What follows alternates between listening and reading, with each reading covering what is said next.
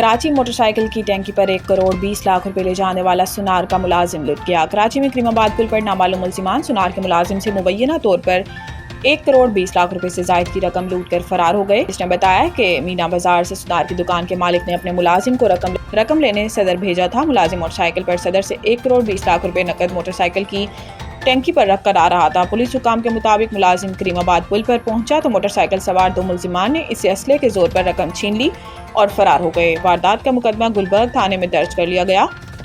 صرافہ market کے تاجروں نے تھانے کے باہر احتجاج بھی کیا۔ یاد رہے کہ اس سے قبل جولائی کے مہینے میں بھی کراچی کے تھانہ فیروز آباد کی حدود میں طارق روڈ کے قریب نامعلوم موٹر سائیکل سوار ملزمان نے سونار سے 4 کروڑ روپے لوٹ لیے تھے۔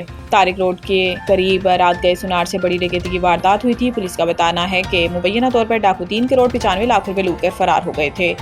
متاثرہ سونار بلال اپنے ملازم کے ساتھ سونا فروخت کر کے صدر صرافہ بازار سے واپس جا رہا تھا۔ واردات 2 موٹر سائیکلوں پر سوار 4 ملزمان نے انجام دی۔